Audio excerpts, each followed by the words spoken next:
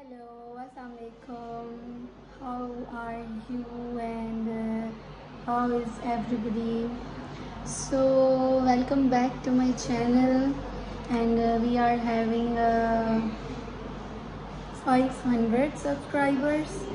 And those who are new to my channel, so this is Dr. Shazeen, and I am a dentist and I am a traveler. So my account is a conjoined account in which you can find all the videos of my traveling activities and some of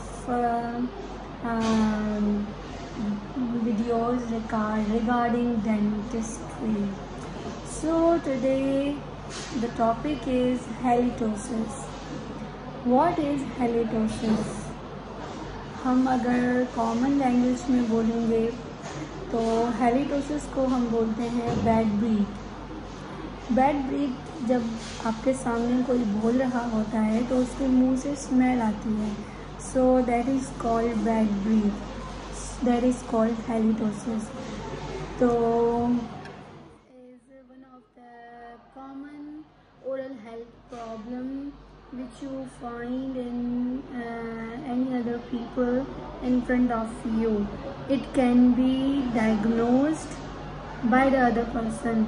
Like you cannot diagnose yourself that you are having a bad breath or not. Other person will notice and smell and will let you know कि भाई आपके मुंह से smell आ रही है. So for the treatment can be done by removing its cause. First you have to remove its cause. अगर आप उसका कॉज ही ख़त्म कर देंगे it will be its treatment. So halitosis और bad breath can be treatment by its prevention. It's a common problem. You don't need to see your dentist about it. So to be sure if you want to check yourself, अगर आप बहुत ही cautious है अपनी teeth और bad breath को लेके, you can visit any time and वो भी आपको यही चीज़ें बताऊंगी जो I am going to tell you.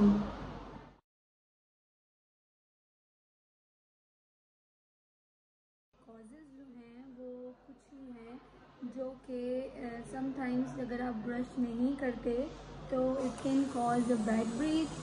अगर आपको कोई रेस्पिरेटरी प्रॉब्लम है, यानी कि अगर आपको स्टमक प्रॉब्लम कर रहा है या आप रेस्पिरेटरी के कंसर्न कोई टैबलेट्स खा रहे हैं, that can cause bad breath. हाँ, अगर आपका लिवर फंक्शन सही नहीं कर रहा है तो उसकी वजह से भी आपको जो है हेलिटोसिस होती है. और डिजीज़ ऑफ नेज़ोफेरिंग्स, समटाइम्स आप नाक से सांस नहीं लेते, मुंह से सांस लेते हैं, तो उससे भी बैड ब्रीथ या हेलिटोसिस होती है. अच्छा, बैड ब्रीथ और हेलिटोसिस है क्या कॉमन लैंग्वेज में? जब हमारी ज़बान पे एक तय जम जाती है तो वाइट कलर की या रेड कलर की या transparent, it can be of different variety, तो it can cause halitosis. Cause by your medications, also by your gingivitis, और इट कैन बी क्रोनिक. अगर आपको जिंजाइवा में स्वेलिंग नज़र आ रही है या आपके मसूड़े सूज रहे हैं तो उसमें अंदर बैक्टीरिया जाके बैठता है. Bacteria plays a very important role in halitosis, और जब वो अंदर बैक्टीरिया बैठ जाता है तो वो सिर्फ और सिर्फ स्केलिंग से ही ख़त्म होता है. You need to make sure that scaling is to be done on your gingiva or gingivitis. It can only help your bad breath or halitosis.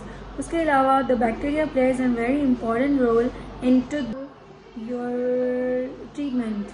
तो सबसे पहले ट्रीटमेंट जो हम रेगुलर आम घर में आमतौर पर करते हैं, दैट्स आर माउथ वॉशेस.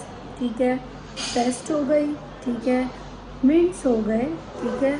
उसके बाद आते हैं च्यूइंग गम्स, और जो है ना मिंट्स हम घर में यूज़ करते हैं जिसकी वजह से बैड ब्रीथ ख़त्म होती है. These all are temporary treatments. और उसकी हम परमानेंट ट्रीटमेंट में जब आते हैं तो परमानेंट ट्रीटमेंट जो आता है, परमानेंट ट्रीटमेंट में विटामिन सी अगर आप लोगे तो उससे कुछ हद तक ख़त्म होता है, लेकिन permanent treatment includes your dentist visit. So उसमें ये आता है कि जो प्लाक आपके ज़बान पे जमा हो जाता है उसको हम क्लीन करते हैं, और अगर आपको नियर बाय डेंटिस्ट नहीं है तो you can take a spoon और आप ज़बान से उसको अगर इस तरीके से यूज़ करेंगे कि वो आपका प्लाक उतर जाए तो वो आपका कॉज ख़त्म कर देगा। टाटा।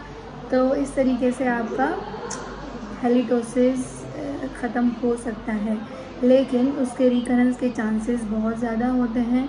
सो मेक श्योर कि आप स्क्रैपर्स या फिर स्पून्स आप यूज़ कर रहे हो तो दोबारा भी आप उसको यूज़ करें।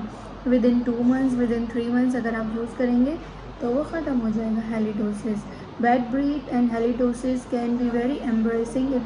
It causes anxiety to some patients कि भाई मैं बाहर जाऊंगा तो या जाऊंगी तो फिर मेरे मुंह से स्मेल आएगी तो मैं क्या करूंगी।